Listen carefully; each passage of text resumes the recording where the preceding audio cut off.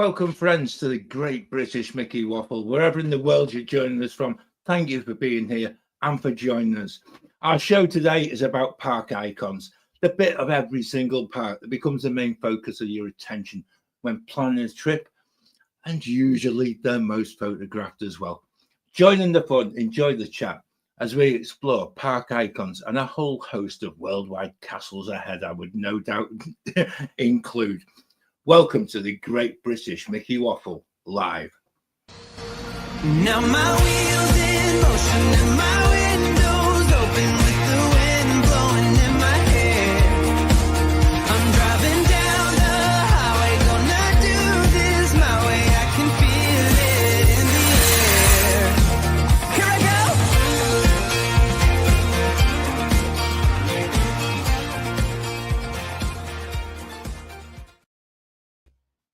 Here we go. It's Wednesday. It's the collective hug. And actually, to be honest, I actually need a Wednesday hug. I think this week it's been a week. It has been one of those. It's been a week. It certainly has. And in fact, I'm going to get this out of the way because actually, if you notice over my shoulder, it disappeared for a bit. My alarm poster, and I'm actually wearing the T-shirt that saw me through chemo. Because every week I went to chemo, I always wore this.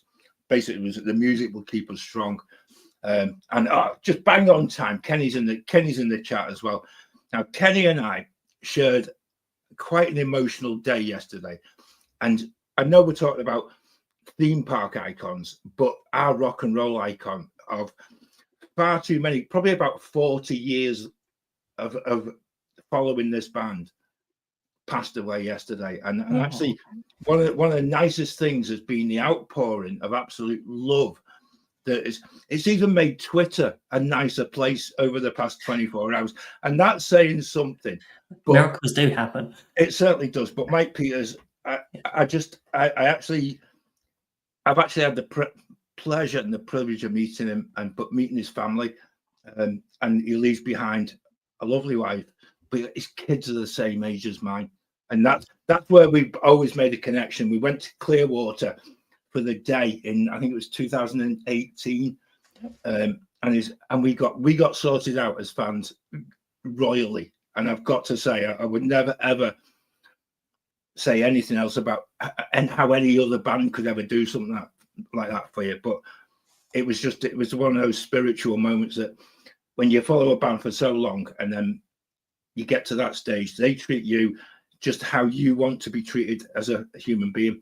But for him to pass away was a horrible thing. But he's been fighting cancer for over 30 years. So there you go. I'll get that out of the way. That's the low point. The low point of the whole show. But I just felt I had to wear my alarm T-shirt for the show. I know some people watch the show and they actually look at what T-shirt I'm wearing, because I usually go for a nice Disney kind of theme and things like that. But there you go. I've lowered the tone already, which is good. But welcome, Ben and Becca. You're going to cheer me up amazingly.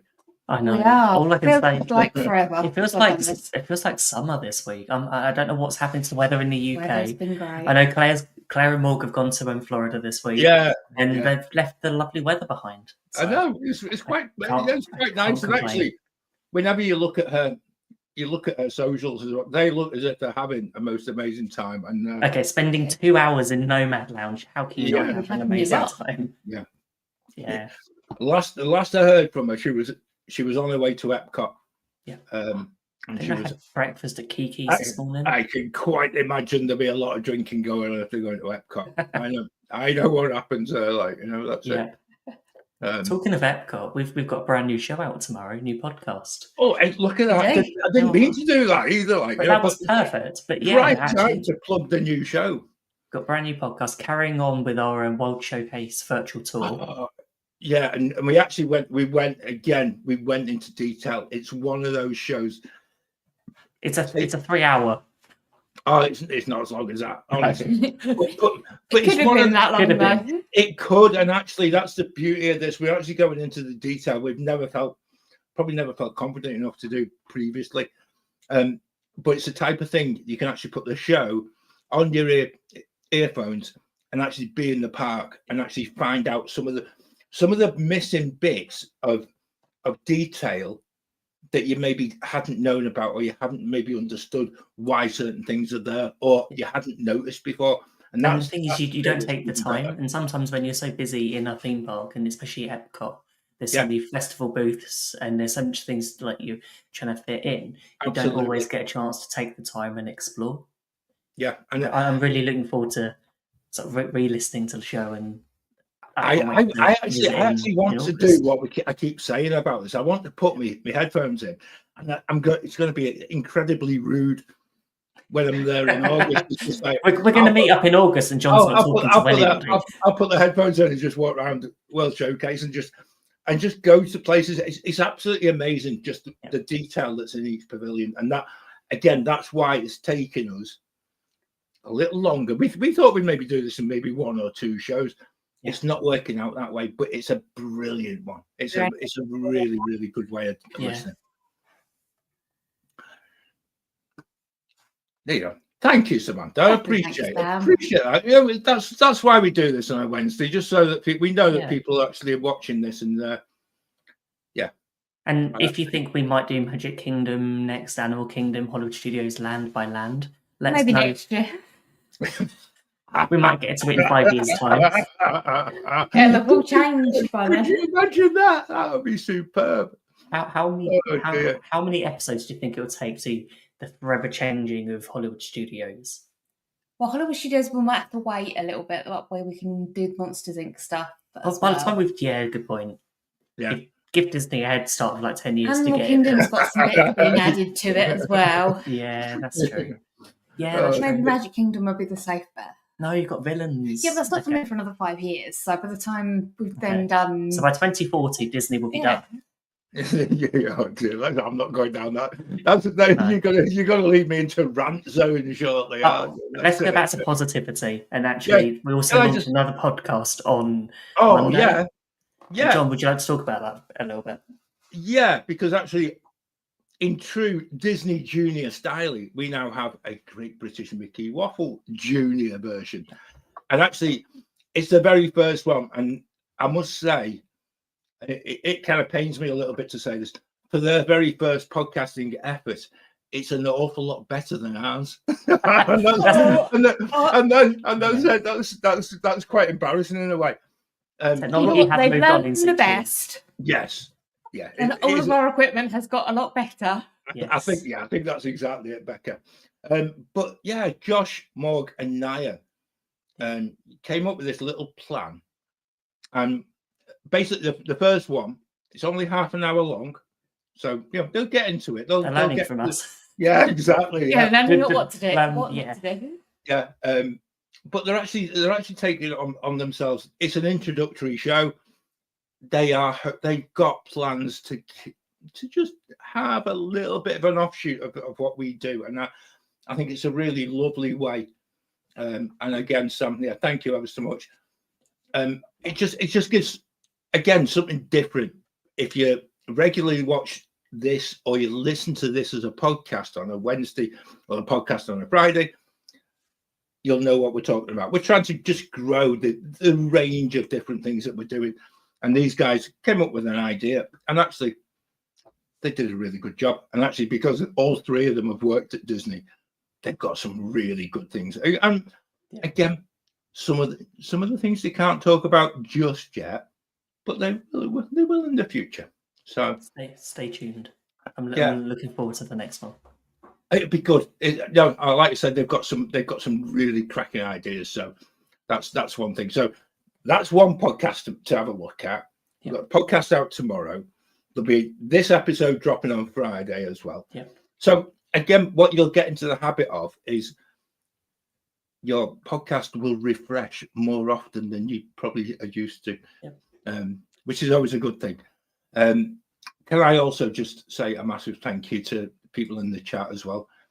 I hadn't realized what I didn't write anything down about Mike Peters or like that, and a massive thank you for the love that people have sent. So many messages and so many. There's a guy from the DIB there who's read my trip reports, But people have got in touch in so many different ways just because they know of what's happened. So a massive thank you from the bottom of my heart. I really appreciate it. It's a really, really good one.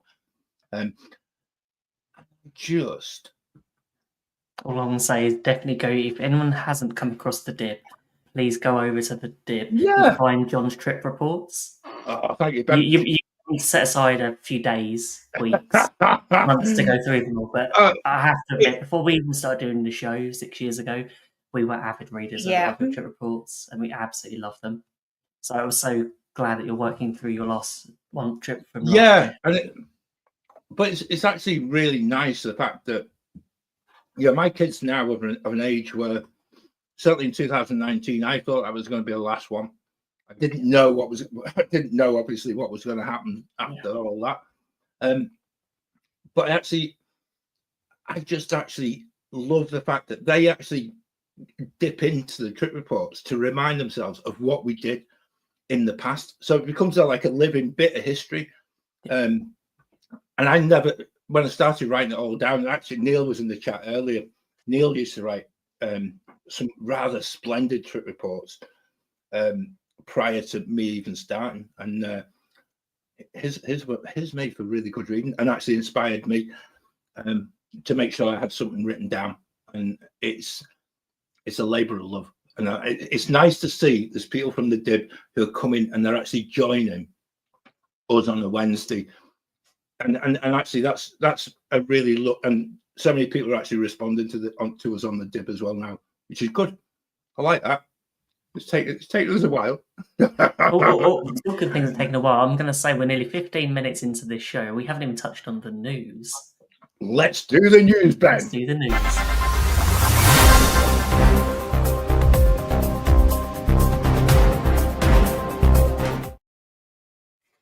I'm never going to tire of this. It's like, good evening, Santiago. I thought you were going to say good morning Vietnam then. Yeah, that could be another one, couldn't it? There's quite a lot of news this week. There's definitely a lot of news. And John, all I know is you wrote in our notes that you're going to have a rant. So yeah, I'll do the first one, because actually I'm just when you think, when Disney announced something like they did with Dinosaur. And then you get the extra extended bit that sort of comes afterwards, and well, maybe we won't shut it immediately and stuff. Unfortunately, the actual time frame for the closure of the Muppets in Hollywood studios has become a little closer, and actually a lot more imminent.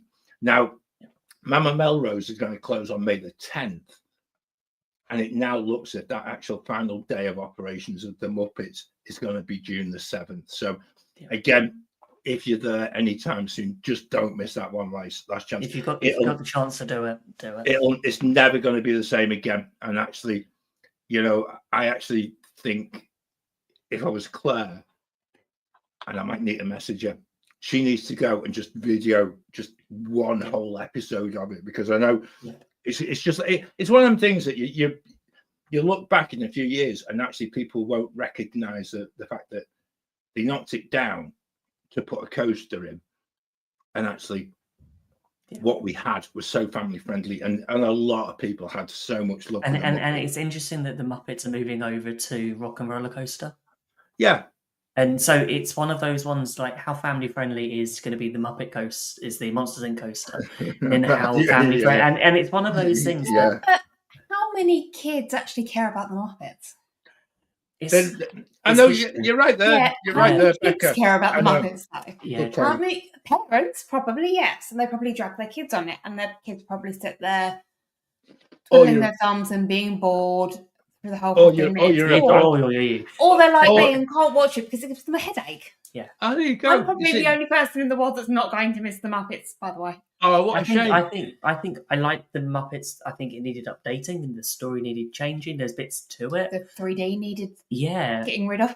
Yeah. It needed work. It was it did. And in true Disney style, time moves on. I openly accept that. And Becca, I get exactly what he's saying, because actually this generation of younger kids, even, and that's probably even taking in people under the age of 25 now, unless you're a bad parent like me, and you made your kids sit and watch the DVD box set that I bought when they were younger, and we sat and we watched all of them, and that was prior to Disney Plus starting and all that. Yeah, I'm quite proud of it. Yeah, that's the thing. It was Jim Henson's last project, Muppet Yeah. Vision 3D. Yeah. So it's got that sort of emotional attachment. It's got that. So having something taken away from it, but Disney did say they're going to try and preserve it in a way that respects it. So let's see. I mean, they could just move it to the theatre over in Launch Bay. I think that's a perfect place for it, Becca. That is true. I've got an empty theatre there that's not doing anything. They need telling. They need telling. That's it. And I think as well. I know you put it up on screen before, but actually, I'm with Heather. All big kids still care about the Muppets, and actually, I still care deeply for everything that Jim Henson and his production studio did, because actually, what it really did at a time where nobody was producing content for TV in the way and the shape and the form that they were able to do it. It was quite outstanding. And then some of the things that came after that, such as Fraggle Rock, and it's worthy of mentioning. My mate, who sits on the windowsill every Wednesday night, Burn the Big Blue House, is a Henson production as well. And I think that's we need. I think Jim Henson's name has to be retained by Disney in some way, shape, or form. And I think as we're talking about Hollywood studios, we should actually mention that there's some merchandise, because there's an anniversary tomorrow. Is it 36 years of opening? There's some new merchandise that has appeared in the shops this week in Hollywood studios. So it's definitely one to remember for tomorrow. There you go. You see, shopping list for Claire. Hey, here we go. Yeah. I haven't actually seen much of it. Also this week they've started the refurb at the Grand Floridian. I'm more mad about that than I am about the closing of Muppet Vision 3D. Yeah, it doesn't need a bar. No. And where are they going to put the gingerbread house? They're not going to anymore. They're not going to. We had a rant about that a couple of weeks ago. Yeah. And actually, the bar bit really does my head in, but I think that's... I just don't get it when there's so many other good places in the Grand Floridian. It doesn't need another bar. Absolutely. I'm not biting on this one. I'm biding me time here, but I'm biding me time. We're gonna wait till Christmas until there's no gingerbread. There's definitely no gingerbread house. I'm limbering up for my rant. You're all right. Yeah. Go on. What was the Monday news that hit the press? Because this is the one. This is the one. The big one. That for me, it just completely epitomizes how out of touch somebody. It's probably my little accountant friend who works for Disney, who sits behind the desk and doesn't go in the parks. However, this one is just hilariously expensive. The opening of, is it Geo 82 Spaceship Earth Lounge, which I have to admit, when I scrolled through the pictures, this was the first one I saw, and I'm going, I need to buy one of these. Was these glasses? I think they look really nice. But then further looking through Disney Parks blog and finding out more about this and how much the evening is going to cost you. So they're doing a dessert party it's fireworks viewing package. All for the price of $179 per person. I can get a decent 3-course meal in a signature restaurant for that price. It's only 60 minutes before the fireworks. And that's tax and gratuities to add on to that. It's to add on top. So when you're not going to get much change out of $200 there, are you? You know? Light bites and sweets are also included. I'm trying not to swear on this one because actually I would hope that they were included. Like, you know? I would expect at least a 2-course meal for that price. I think I was stunned. And actually, you're watching Luminous from behind glass. You're not actually seeing it outside. You're just going to see the reflections. I honestly don't get it. Apart from I like the idea of it. I like the idea of it, but I didn't expect the price. No. It does not make any sense because it's not like it's at a resort where because I know at some of the resorts like California Grill and like Bay Lake Tower, they do like additional charges for firework viewing because you're not in the park. But you've got to pay for your Epcot ticket on top of $179. So what's Epcot? About $140 for a day. Plus that, it just smacks per of person. So how much is the Magic Kingdom dessert party these days? 119, 110.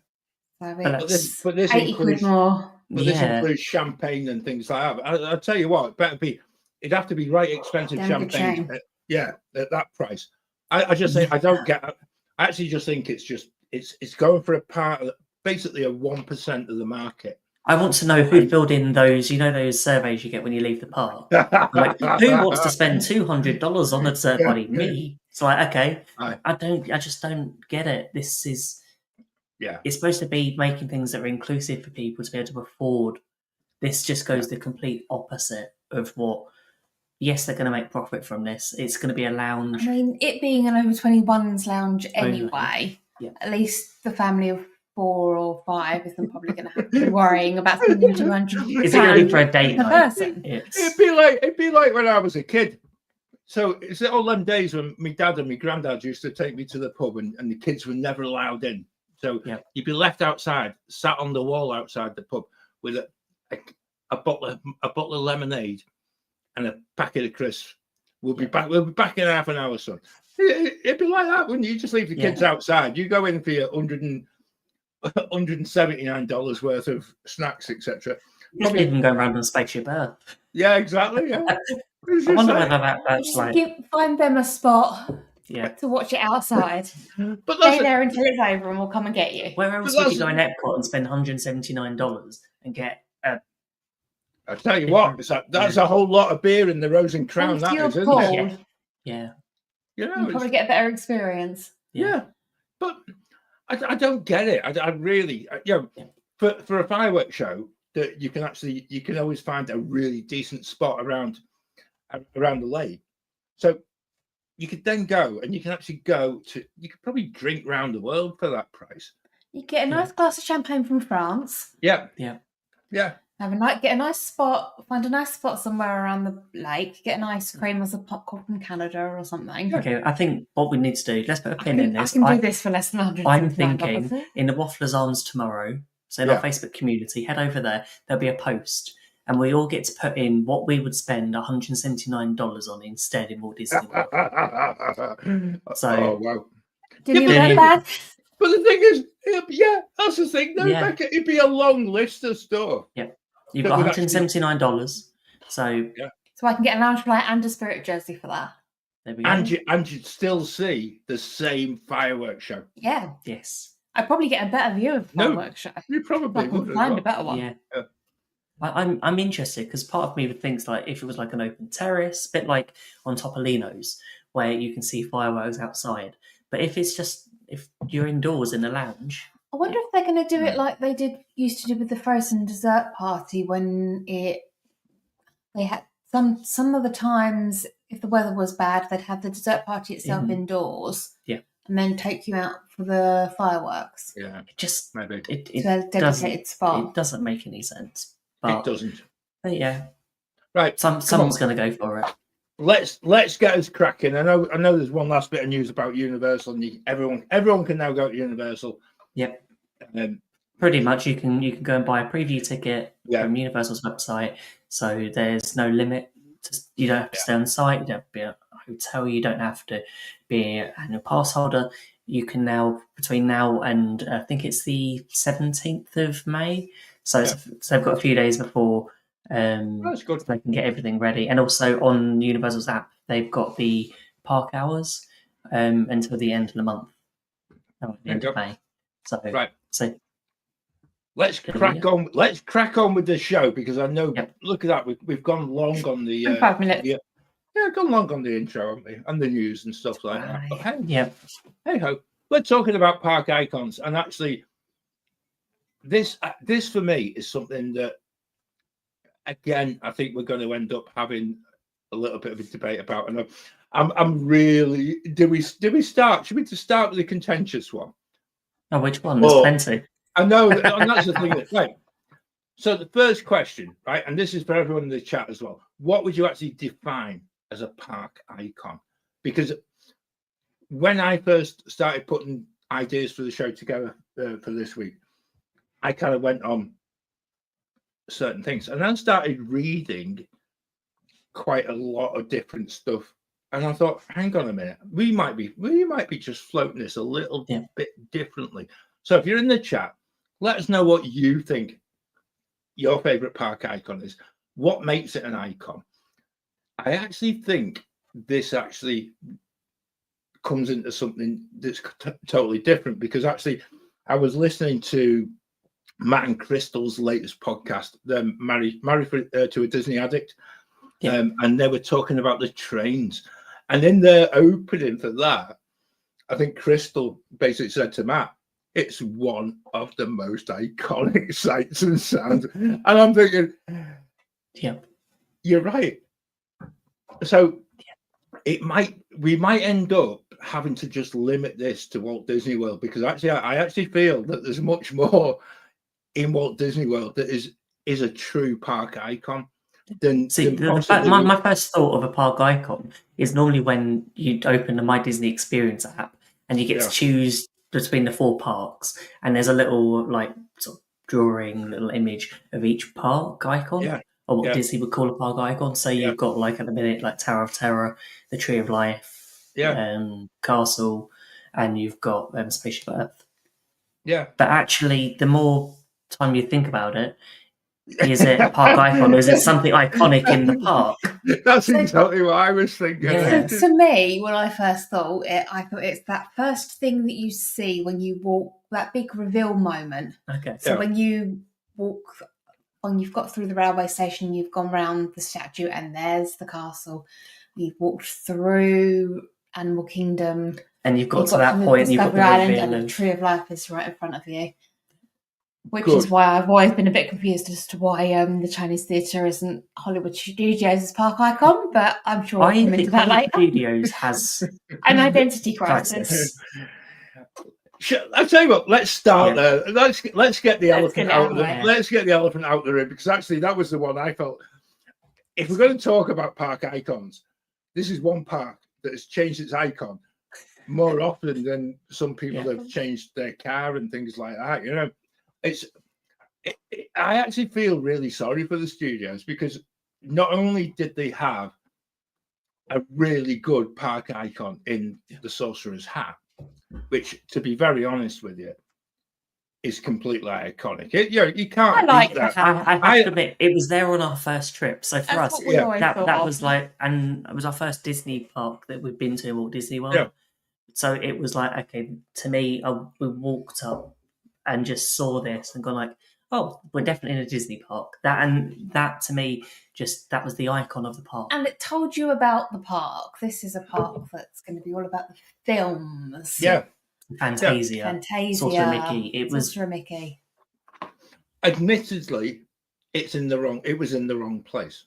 Yes. Now, I personally would have. I think it would have been best situated on the outside of the park.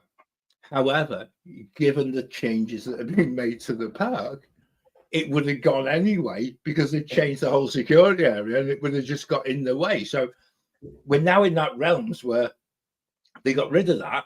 Yeah. And it's just in that realms where they then decided, we'll use the Earful Tower. There you go. Yes.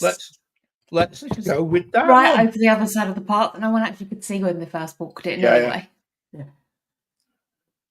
But it is one of those things that you just wouldn't have to admit until you've been on the backlot tour and noticed it and then paid attention to it. It was just one of those things you just... They closed the backlot tour. But when they removed the hat, and to me the focus should have gone straight to the Chinese Theatre. That's the same thing. Because you walk straight... Yeah, and I think that's the bit. It's actually, that's what meets you. And for me... this breaks my heart, because it is. I was having a discussion with Anna about this when she came to Scarborough a couple of weeks ago.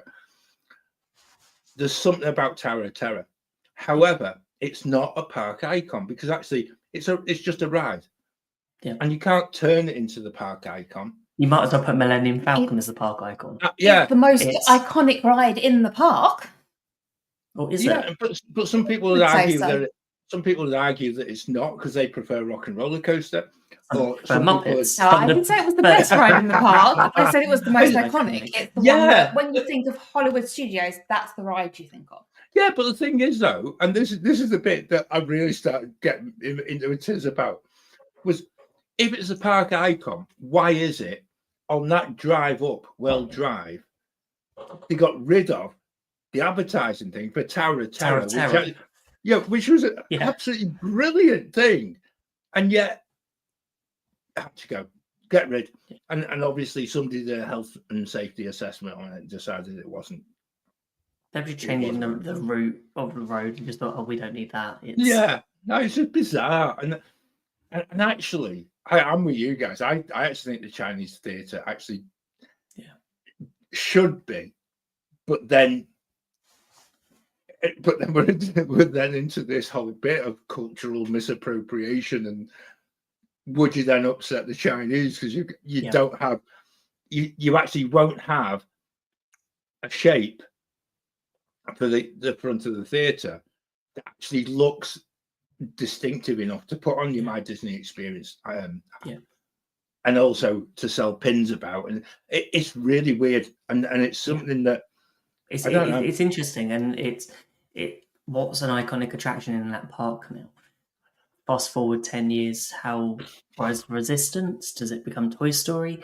Is it going to be a Pixar? Because obviously with Monsters Inc. coming in, it's a park that, like we said, have an identity crisis. That ride that is inside the Chinese theatre, which was the first ride with Mickey and Minnie, so it would make sense to have the Chinese theatre with Mickey and Minnie's Runaway Railway inside it as the park icon. Yeah. I like that. I think that for me, Becca, you're good at this, Becca. I tell you, you just cut it right into the nub of the argument. That's I tell you what, Ben. We all know it should be. I think that's exactly it, and I think that retains the link towards Walt as well. Yeah. And I think that's been lost along the way since the hat went, and the hat really does have that link to Mickey. Yeah. I really feel that that's the bit that is missing as a park, and I think that's where it kind of, it kind of lost that whole sense of it. Even if it focused on sort of all the different IP areas of, like, we must have Star Wars, we must have Toy Story, but actually the original animation side of it, felt like it was missing. The original point of MGM and Hollywood Studios was that it was almost a behind-the-scenes look at how these movies were made, rather than putting you in the story. which is what they've changed it to. Do you know something? And this is, it's only just kind of come to me. I'm probably talking complete nonsense anyway. But if you look at that whole change in getting rid of the backlot tour and the understanding of how films were made, that was ahead of its time in getting rid of it. Because if you look at how a lot of films are made now, it's basically all CGI. It's all done with like green screen stuff. So actors are not necessarily. You're not really going to see an actual set. And so, and I've never really thought of that, but it is mirroring exactly how the film industry's gone in probably the past 10 years, which is strangely enough true to the value of the original studio. That's true. Which is, I hadn't thought of it like that until that moment. I was just like, can we just take that little moment, and that as a bit of Disney history. I'm the first person I think I've ever thought of that, because actually I had never thought about it before myself. No.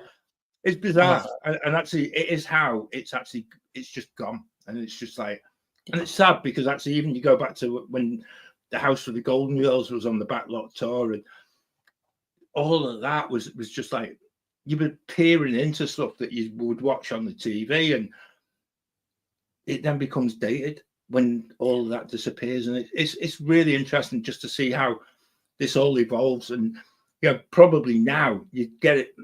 That could go into where we were thinking the Muppets could go.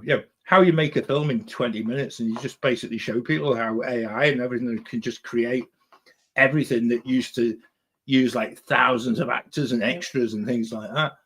I just think that they'll just extend like One Man's Dream, and it's like the Disney company just after that period of time. I really feel that the launch only reason the only way they could get rid of One Man's Dream is if they were going to put the water animatronic in. That's the only way I would be even remotely happy. Yeah.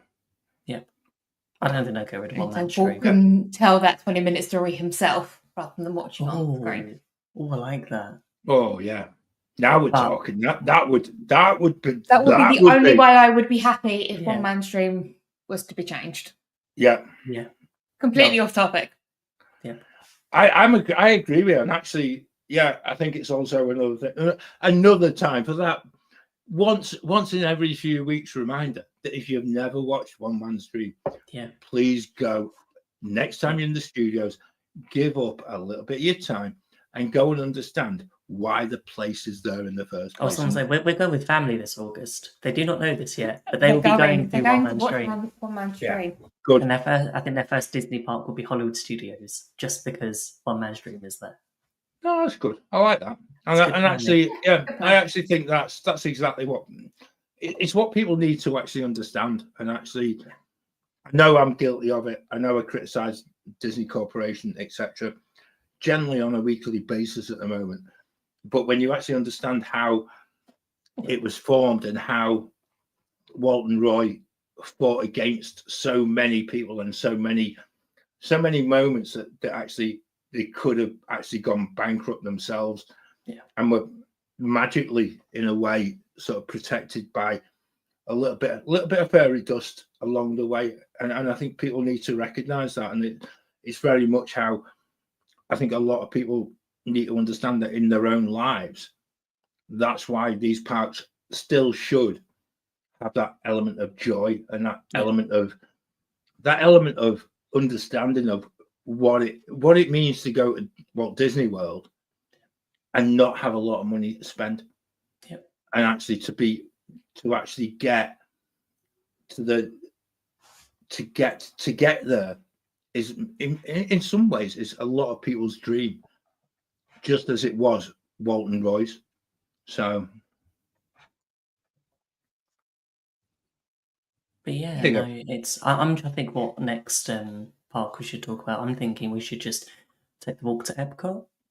Yeah, so I think we are all agreed that we should get rid of Tower as the park icon for Hollywood Studios and make it Chinese theatre. I think so. And that Hollywood Studios is in the middle of an identity crisis. Yes. It just doesn't have an identity. It's getting there, but quick hello to Hannah as well, who's joined us as well. Thanks, Hannah.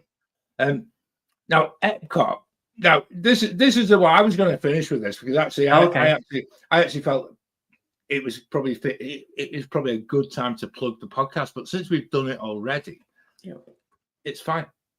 And actually, I think as icons go, it doesn't get any more iconic than the geodesic ball that is visible on the skyline. Doesn't matter whereabouts in Orlando you are.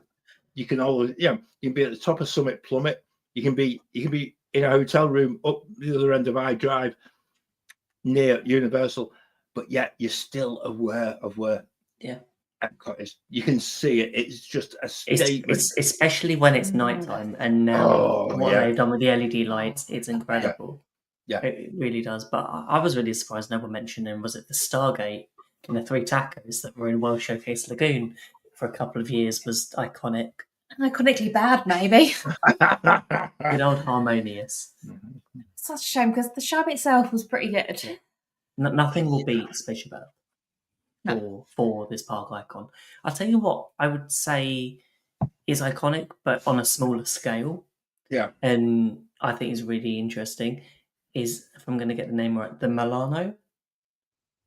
Is that what it's called? The Guardians of the Galaxy. ship. I had to double check.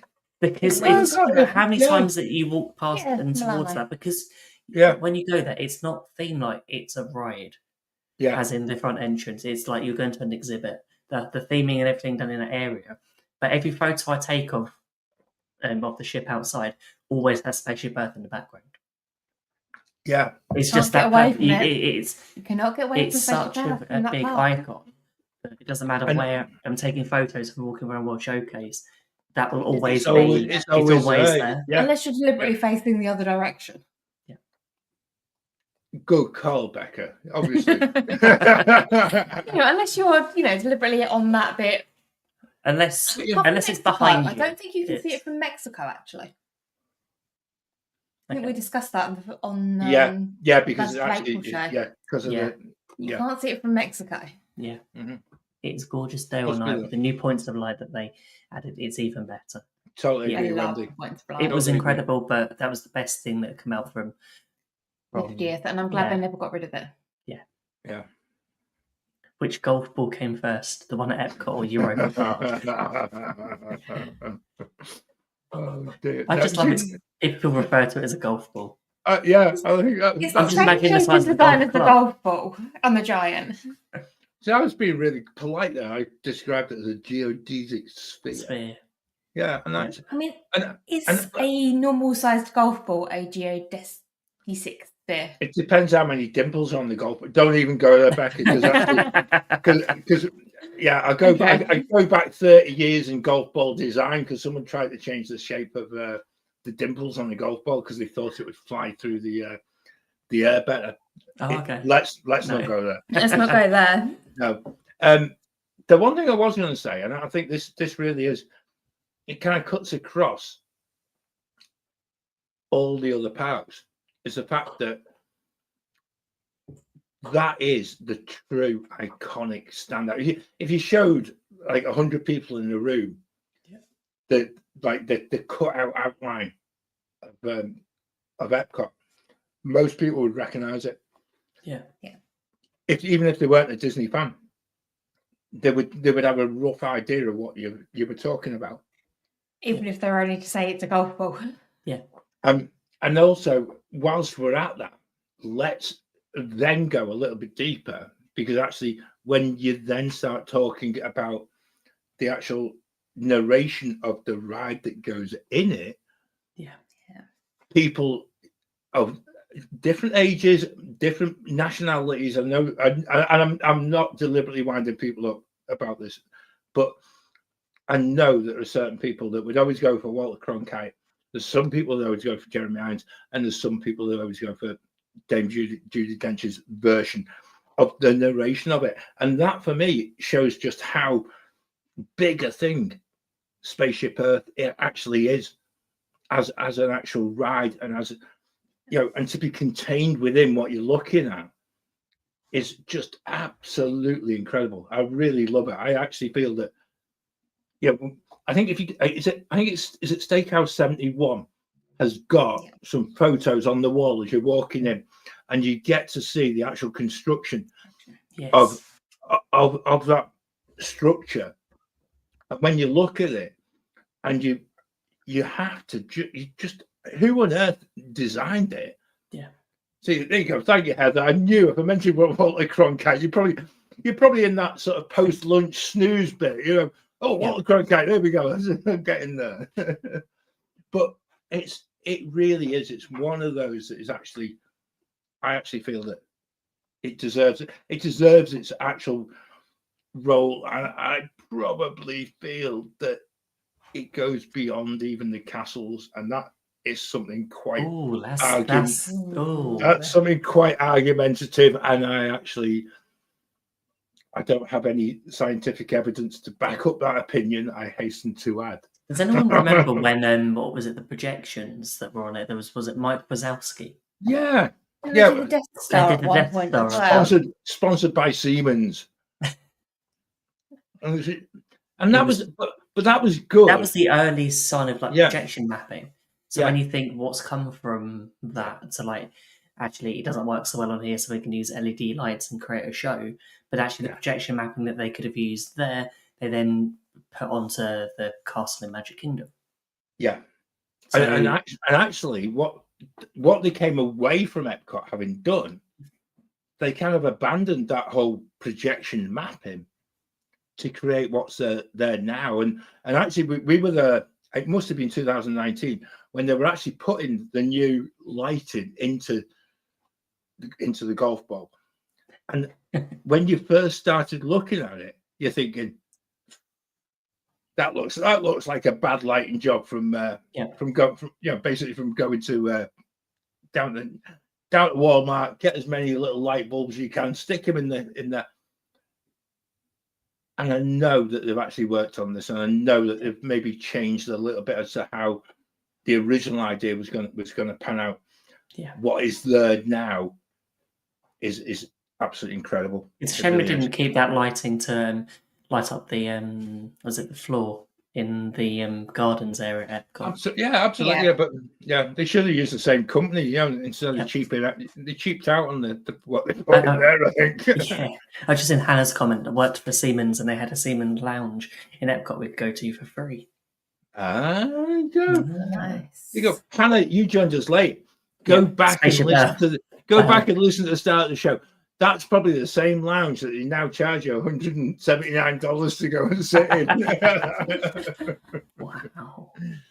I bet you. Yeah, it probably is the same lounge. Yeah, I think it could be. I really do feel that we could be onto something here. Yep. I like that. What else is iconic at Epcot? If I'm trying to think. See, like I said, what I like about the icon of Spaceship Earth is that it is the ride. It's not when you look at some of them. It's like the Tree of Life. Yes, there's a theatre show. There's a theatre show, but it doesn't make the entire structure. Where when you think of the actual ride of Spaceship Earth,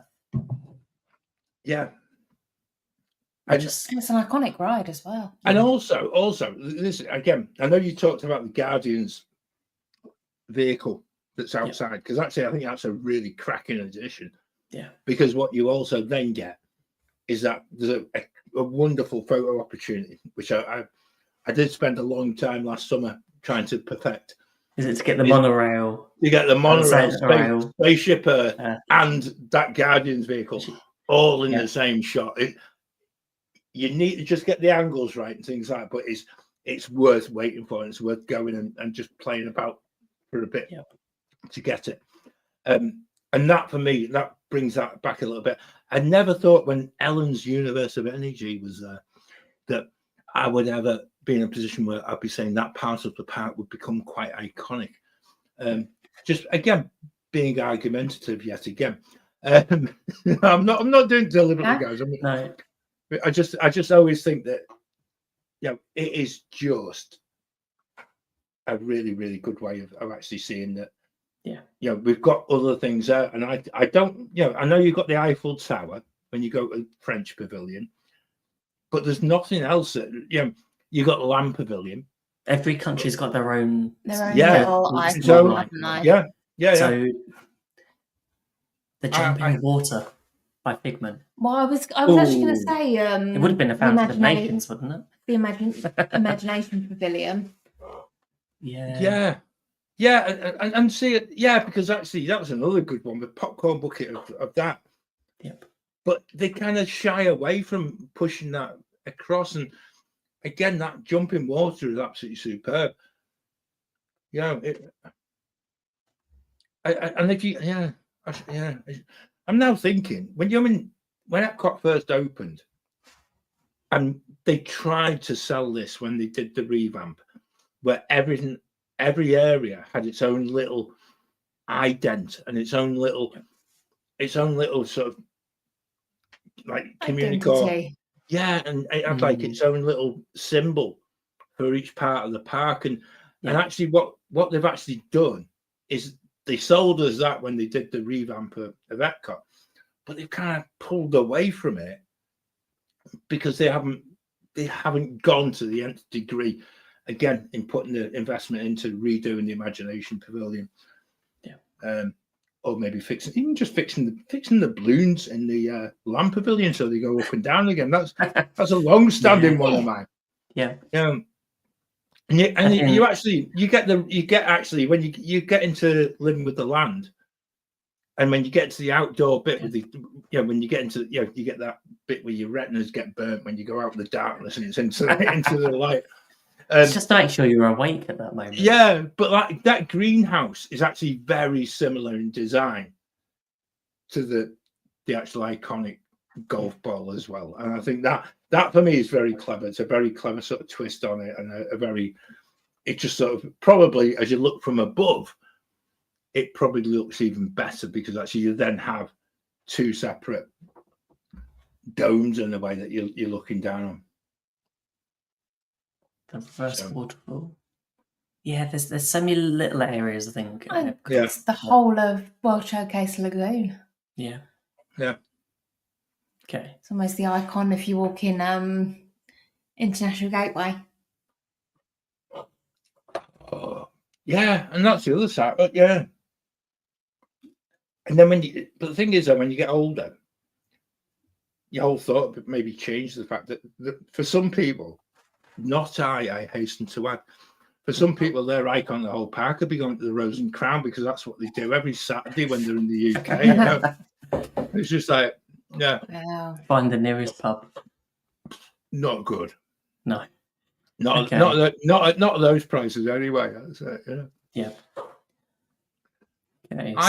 I think, like I say, I actually think Epcot has got the most standout one. Yeah. You mentioned it before, Ben. Let's have a go at Animal Kingdom because actually, as an icon and as an identifiable icon, and given the fact that earlier this month, and I love the fact that Animal Kingdom opened on Earth Day, so every single Earth Day, Animal Kingdom just always springs up, and it's just like it's not just Earth Day, it's the anniversary of Animal Kingdom.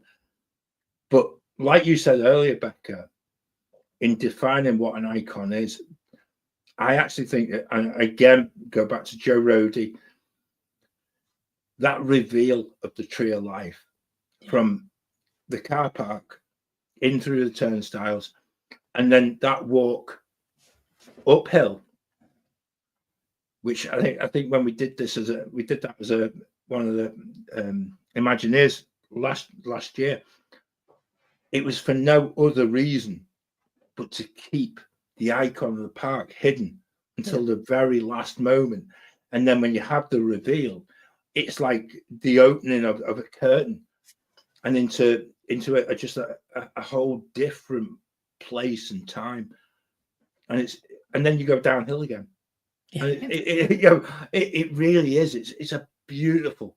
And it's one that I would say is easily missed too when you look at the detail. Yeah. You can easily walk past it. Oh, that's the Tree of Life. I'm at the front of the park. And then you head into, I don't know, Pandora, Kilimanjaro Safari is the other way. But actually, when you get the time to actually walk around the areas of the tree and get closer and actually see all the wood carvings and all of the animals, then you actually go, wow. You get to really appreciate what it's like, what it is, and how much effort went into making it as well, because those carvings are so gorgeous. And it's one of those sort of, depends on the time of day you're taking a photo, but you can never get a bad photo of the tree. No, and actually, and you're absolutely right there, because actually one of the other things, and I think we've spoken about this in the past, is the fact that if you go on that pathway even further away, I know everyone talks about the backside of water, but actually the backside of the Tree of Life is actually you kind of get that little wall with the waterway, so you don't get the detail that you get when you go walking around the trails, but you get just the enormity and the actual amazing sort of part of that. And then still some people won't go, and just you have to go and put yourself out. There's some amazing little walks, and don't think that you can't do it because of the show that's beneath it. You can, and actually go and investigate. Yeah. In fact, I think if you go to the left and head towards Starbucks, and then just take a right before the bridge, before you get to Africa, there's a lovely little trail that takes in that part of the tree. And then again, if you go into what will end up being the Zootopia show. Together. Yeah, let's not go there. I meant because Claire's not here. Yeah, she loves saying it. I think everyone just rolls their eyes whenever you mention it. But I like the Zootopia theming. Not sure on the name. Yeah, it'll get there, won't it? But it's beautiful, and it really is. It actually, I think it defines exactly everything that Joe Rohde had actually envisaged. And again, I don't think there's anything within that park. You could talk about Everest, which came after the park opened, but again, it's not. It's a ride, and it'll always be a ride. This is something that actually just has a complete life of its own. I think Wendy mentioned it earlier in the chat about if you get a chance at the Tree of Life Awakens show, which is difficult to see. Unless you're there during certain times. It happens at sunset. Because and it's also every day. So if you're going during the summer, it's less likely. It's less likely because the park will be shut. But the Tree of Life Awakens show is just something else. And if I think that the line, I think we found out a few weeks ago that they were planning on extending park hours there. And if you get there when it is dark, not only do you get, we'll go to Pandora in a minute, but you also get that show on the tree. It is beautiful. It makes you stop. It makes you think, and actually it connects you with what the whole park is all around. Now, I did mention Pandora, and actually I would actually say this is where, again, going back to what I said earlier in the show, this is where I started getting confused, because actually I never feel of Pandora being part of Animal Kingdom. I always feel it's like a park within a park. And I really do. That for me is something. It's because you have that bridge to go across. It feels very separate from the rest of the park. But I have to admit, when you can see floating mountains from outside the park. And it's one of those things that I think it has that advantage of, Pandora's here. I can see that from literally the turnstiles and go like, okay, I know where I'm going. And that's when most people will go, regardless of everyone. When the park first opens, you want to go to Flight of Passage. But I have to admit, the more time you spend in that land, I think that land is iconic in its own right. I think so. We mentioned about being in the evening. How many times where we've spent in the evening in Pandora with the bioluminescence, obviously going on Flight of Passage. The last thing of the night is one of the best things to do because you get shorter wait time. But it's such a shame that now the park hours close like 8 o'clock during the summer. so Sometimes it's not dark enough. I think I said this a few weeks ago. I think John Self was in the chat and actually corrected me. Because currently, because of the park opening hours, when Josh worked there last year, it was deemed as being for keeping the animals happy and being sort of animal friendly. And what John Self had actually said is actually now the way that they actually scale that, it doesn't matter what time you're open to. So there may be an opportunity moving forward. That'd be interesting. That they will open later again. And obviously you can't do the safari in the dark. Let's not even kid that. Not even a thing. I remember, what was it, 2016? The Twilight Nighttime Safari. That was just, what a farce that was. Really all you have is headlights on and you can't see anything. It's everything's asleep. I think it's one of those ideas that someone in an office with no experience thought, that sounds a good idea. That will sell. Nighttime Safari. Yeah, don't like. Nope. But I would say another icon at Animal Kingdom for me would be Everest. Yeah, definitely. Yeah. It's That's the iconic ride of the park, isn't it? Oh, I don't know. Yeah, you can hear the screams from. Yeah, the screams from wherever. You can see it from.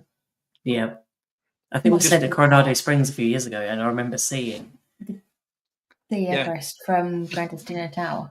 And don't go to Blizzard Beach, and then you get to see the backside of Everest, and they never. It's just boxed off. It's a spoiler alert. But it's a real shame, because actually, if they'd done the whole thing properly, you could have had the whole of Everest there, as opposed to just a flat. Hey, it's one of them things. But that's another thing. That's just. And it's all right about the nighttime safari. You wouldn't see ostrich eggs that never move in the dark. Look, they've been there for a while now. Yeah, I might. Yeah, somebody will put a date on them or something at some point. There's probably a date on the bottom. Yeah. Based in 1998. Yeah, exactly. I'm just aware, guys. We're at this sort of bit of a time, aren't we? Yep. Animal Kingdom. I think we touched upon the key bits there.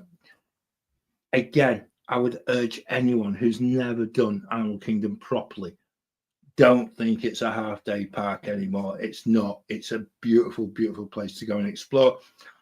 There are loads and loads of things to see, but also get in amongst that tree of life and actually just go and see the detail, not just the detail in the actual sculpture of it, but also the actual engineering and actually making it. And don't forget, if you are visiting this year, make sure to ride Dinosaur, because this year will be the last time you get a chance to. Absolutely. Yeah, it's top of my list. I actually felt last year, when we finished last year, I thought I would never get a chance of riding it. Yeah. And actually, I'm quite disappointed, because the very last time we rode it, it was hammering it down with rain outside, and so nobody was moving. It was one of them really heavy August showers. Yep. And so what they ended up, everyone was in the gift shop at the very end, and they opened like what was probably an emergency door, and they said, "Would anybody like to come and ride again?" And so we were able to just keep going round and round while the storm was outside. Yeah, it was brilliant. It was one of those moments that you never thought you'd actually get to see. Yeah. And I just thought, for me, that was what a great send off for Dinosaur that would have been. But then they decided to give it. Oh, we'll give it another year. Come on. Yeah. Which is good, because actually Josh sweated buckets last year on the cart. The cart outside there was one of his favorite ones, because it was again just one of them moments. He had a real good interaction with Donald Duck every time the Donald Duck meet and greet was going as well. It's that time of the show where everyone has been waiting over just an hour, just the hour before we touch upon probably the iconic structure, not just in Orlando, but probably in the whole world. And I actually think you can't touch upon a Disney castle without going to Magic Kingdom. Yeah. And that,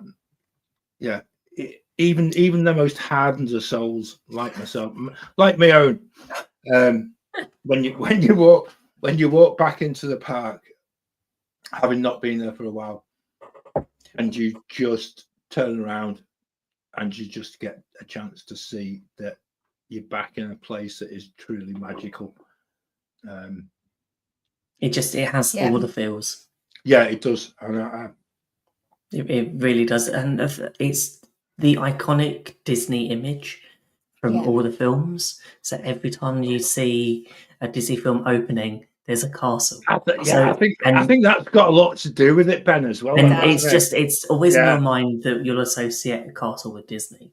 Yeah. I remember quite a few years ago, we did a show where we spoke about all the castles at the time in all the Disney parks and the differences between them. But there's just something about Magic Kingdom in Walt Disney World that just feels like, I know it's not the biggest, it's not the most grand, it's not pink, it's not the prettiest, but it's not the smallest. It's something that feels like home. you can walk into Magic Kingdom. And I remember the first time we went back after the pandemic, and we walked into Magic Kingdom, and we just slowly strolled up and just stared at the castle. Yeah. And just took it all in, because that was the first time that it changed colour. First time we got to see it in its salmon new pink or whatever colour it is now. Yeah. Oh, I'm getting goosebumps thinking about it. Yeah. It's just that it's one of those things. As soon as you get to Magic Kingdom, doesn't matter what day trip it is, the first time you walk into that park, you have the reveal as you've gone through the train station, you've just soaked in sort of the smells, the atmosphere, you hear the music. Confectionery in the bakery. Yeah, you just take that slow walk down to the castle. Yeah. And that's at the beginning in the morning, but then in the evening, you've got the fireworks show, which with projections and park. Yeah. But John, I remember you mentioning it's like every time that you finish a trip, it's always Magic Kingdom at the end. You're saying goodbye to. Yeah. Yeah. It always has been. Every single trip has always been that bit where. Yeah. I think it is again the emotional part of it. And again, what you've actually hit upon as you were talking there was something I never really thought about. I felt it was going to be a much more emotional moment when we went back last year, and so I videoed it. I know I've said this before, but I was really sort of annoyed with myself because I felt as if I'd spoiled the moment by videoing it as we walked back into Magic Kingdom. And for a long time, I felt as if I've kind of left this sort of hanging, and I didn't really quite understand just that whole bit. Like, how did I not feel totally emotional? How did I not feel? But when I look back at the video, and then I actually saw there was a moment where in my eyes, where it was as if something had just clicked, something that hadn't been there for 5 years. And I saw it myself, and I just thought, oh my word, that is what it does. That is the exact moment at which you kind of you're left in that position where you complete your heart starts racing, because it's that bit that takes you back to being a kid. And like you said before about the films that you used to watch as a kid, and you were able to watch these, animated films, but it starts off with that castle at the very beginning. It's always Disney, and it's always that whole thing, and that really retains such a magic and such a real feel as to what just the whole of Magic Kingdom just does it. And I would also add, we've been to France. It doesn't have the same impact on me whatsoever, and that disappoints me in a way. I've got to say, I do get disappointed with myself for that. But there's something about Magic Kingdom. It is just, it's just the most. It's just something that taps into your own memories. And I think whatever your first Disney castle is, you'll always have that. And I know I've watched so many vlogs of different parks from like Tokyo, Hong Kong, and Disneyland, that people try and compare them. And I think it's just, when we're going to Disneyland next week, I can't believe that we're going to see the original castle. Yeah. And that's something that we keep thinking, like, okay, this is the original one. The first one. I actually, this is the bit that I think for you guys, this is going to be your moment. I think it's a lovely bit to actually bring the show totally together on this, because if you're a big fan of Walt and of the history of Disney parks and things like that, if you go back to that very opening day of Disneyland, where people were walking in high heels and the heels were sticking in the still wet tarmac, and I still feel that has got to be one of the greatest things to actually go and be able to see. And I think for you two, I think it'd be a really good thing to when you come back, let's have that comparison between that same description that you were saying earlier about Walt Disney World, and how that compares to when you go to Disneyland. And again, doing a little bit of research for this show, and I watched a couple of vlogs and things like that, and just looking primarily at Disneyland. And there was one last night I was looking at, and it's still it might just be the vlog, I'll hasten to add, but it still didn't have that same impact. Yep. And I don't know what it is. It's that whole thing. But like I say, it might be the vlog I was watching. Because I think the thing for me is, good one, and every time we watch Imagineering story, yeah, and then you see the process and from Disneyland, and then each part going on from that, I have to I might download that for the plane. That might be a good way to get us ready for a trip to Anaheim. I just think this is one of the best things of all, is the fact that you've got an opportunity to be able to compare, and for a lot of people, many people just don't have that chance. And I think for you guys, this is just one of those most amazing things that as you get there, it has a different feel and different vibe. And I actually want to do it. Great, Heather's back in the chat as well. So and Heather being close to Disneyland, I actually feel that this is. Yeah, I love that comment, Heather. I really do. I don't quite get this, and I'm really pleased that you've got that comment. And for anyone listening to the podcast, Heather said, "I remember going to Magic Kingdom for the first time, seeing the castle, thinking it wouldn't get to me like Disneyland did, but boy, I was wrong." And I think that's a bit I'm really intrigued with you guys, and I think this is a real opportunity to sort of widen your own castle experience. It also makes me think, like, if this being our first trip to Disneyland, that will it be the first of many? Will it be something there that drags us back to, like, there's always something we've always said that at Walt Disney World drags us back. Don't quite know what it is, just a feeling. Whether it's weather, whether it's just being on holiday there, all the different parks. It's just, I'm just can't wait to see what Disneyland has to offer. Ben, I've actually tried to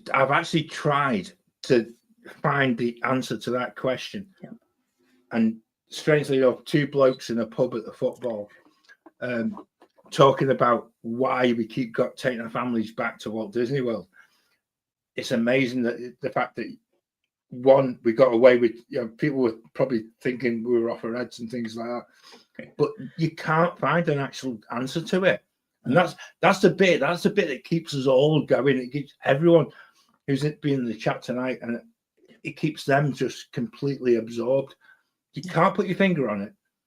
You think that the longer you're away from it, you think, it's okay. It was a phase. It was just, and then the minute you see it back again, you just, oh my word, this is just. It was not a phase. Yeah, and it is just that. It's pure magic, and that kind of unveiling of I can't. You can't put it into it's words. Escapism. It's you go on the trip and you're like just when you get into that Disney bubble. Even to be honest, even if you're outside it, whether you're in a villa and what depends on what, there's just something about being there and just being the most magical place or the most happiest place on earth. I want to know what Tokyo's tagline is. I don't know. If Disneyland is the most happiest place on earth, and I'm not fighting on that. And what's Paris? Is French? I don't know. Yeah. What the funkiest place on earth? We're perfectly French. We're smoking. I love that plaque. Going into Magic Kingdom. It's that. Yes. Here you leave today and enter the world of yesterday, tomorrow, and fantasy. Yeah. And that for me is it really is. That. We love that quote so much and that plaque. We've got one in our hallway. Yeah, we've got one in our hallway as well. Strangely enough. Yeah. It was one of them. When we got it, I was going to put it on the wall behind it, but it's actually the lettering's not big enough to actually see, so it just looked like a blur on the screen. Yeah. So it looks better, and it sums our family up. Yeah, and I think, and we all get it, and I think that again relates back to what we've actually created with the Mickey Waffle Jr. as well. Is we've got younger people, we've got siblings of Claire and siblings of my own, who want to talk about their love for this place, and possibly that this, and again, this is shameless plugging of their show, but when you listen to the fact that they had the opportunity to go and work there, and come back and then still have that love intact for a place that we all want to go. It doesn't matter if you can't get there. It doesn't matter if you haven't got 2 shillings to rub together, as they say. You still want to get back because you've been there once, and that's quite an unusual feeling. Yeah, I don't know anyone who's been there, done it, and that's it. Yeah. But it is, and like I say, I think for you guys, this is. I think there's extra show material in this, so it's you can't claim it against expenses. I hasten to add. Also, I've got a new vlogging camera for it as well. So. Oh, I might send you a text about a little bit of advice. Don't focus on shoes and people's backsides. That's like just going around Kilimanjaro safaris, because every picture is always a backside of an animal. Yeah, but that's animal. It's when it's human backside that's kind of worry.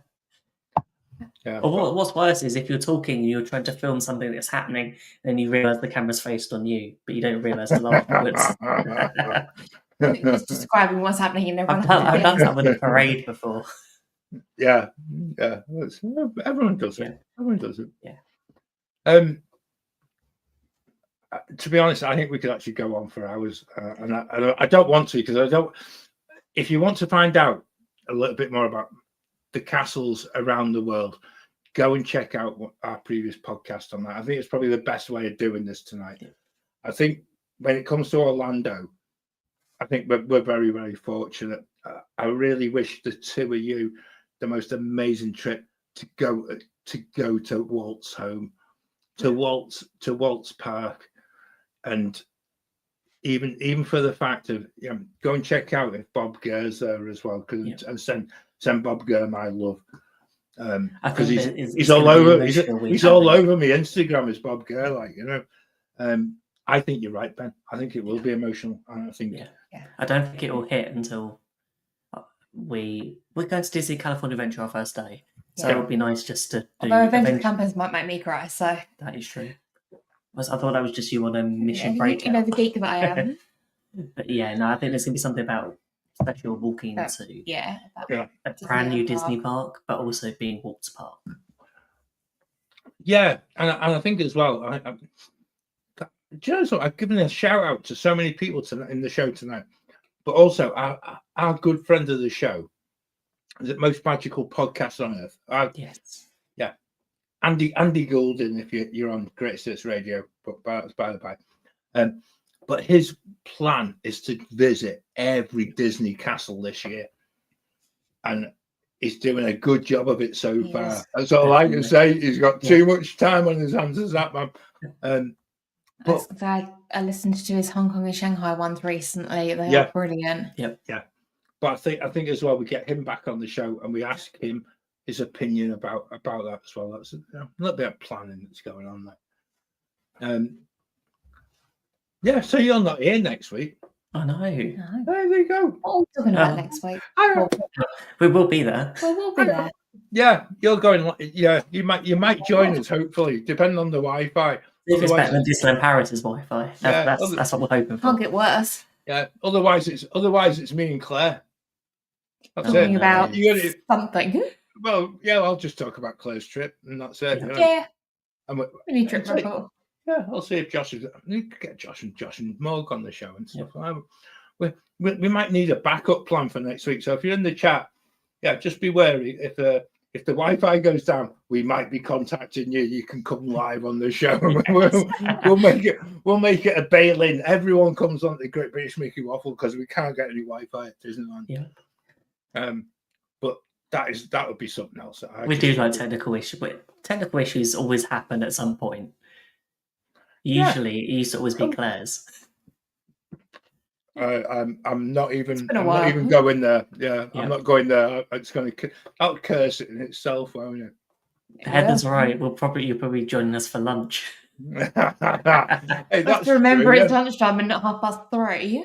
That's a good point. That'll be that's the other one. It'll be 12:30. So yeah. No, just have a fantastic time, guys. It's just absolute chance of a lifetime, and I look forward to hearing what you've got to say about it when you come back, and I'm pretty sure you're gonna vlog loads of stuff that you can actually share. And it's one of those weird things. We've got this trip planned, and then in 3 months' time from when we land, we're back in Florida. Even better. Which sounds just amazing, because all these people I'm jealous of on social media at the minute that are going to Epic Universe, and I'm going like, I wish I was there. But only 3 months away. No, I think that's good, because actually I think for a lot of people, and certainly in our household, it's that having something else planned and something else to look forward to that really does sort of make a difference, and it keeps you right. It keeps you right until you actually get to the place, and then you're there and you think, can we move here? Yes, we have that discussion every year. But somehow it doesn't work out that way. No, you'd be moving to California next. I think somebody's wrote a song about that. Yeah, but I'm going off topic. Just if you've been in the chat tonight, thank you so much for being part of the show. And actually, there's been so many people there who've been very patient and very sort of forthright with just adding really useful bits of advice in there. So we really appreciate that. If you listen to the podcast, I hope this comes across to you really, really nicely, because we've avoided using loads and loads of photos tonight, and I think the temptation was to use photos, and we haven't. And I think that's really worked. And if you listen to the podcast, get in touch with us. Let us know how you listen to this, because we know there's lots of people listening on a Friday, and it's so nice, and it's so nice to know that we're widening the listenership. Also, a big shout out to Shaquille, who's been a long time follower of us, but he also got in touch. He generally listens to this show now on the podcast as he's driving to work. That's what we want. We want people to actually just let us know where you're actually accessing us from and where you're being part of the show, because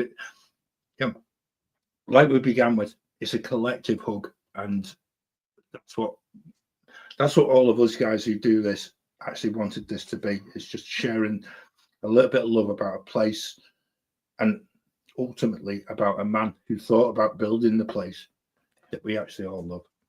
So I think that's about it, apart from the usual bit. If you missed any of the stuff that's gone before and you're a first-time listener, go and check us out. There's been loads of stuff, because we've been going for nearly 6 years. But check us out. We're on Facebook.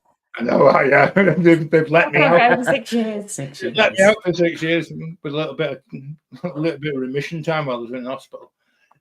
Check us out. We're on YouTube, Spotify, Apple Podcasts, and pretty much anywhere else that you'll listen. We're at GB Mickey Waffle.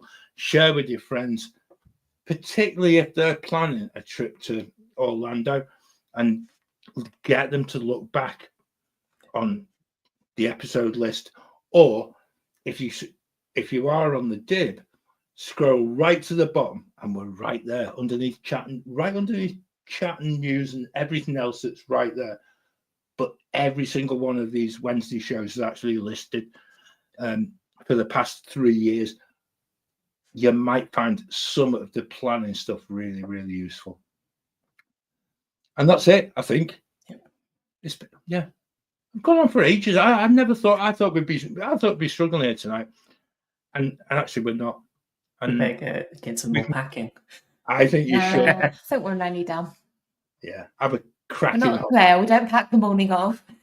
No. And we're not going to a lounge either. No. Good stuff. Glad to hear it. Yeah, John, we're going economy. We're not going premium. We're going economy. If Anna's listening to this, I'm not saying anything, Anna. Just that'll stay between you and me. Anyway, I'll see you next week. Those guys might be seeing you next week. Claire might be here. Fingers crossed. You never know. But until then, thanks for watching. Thanks for listening. And we'll see you soon. We'll see you real soon. Now my wheels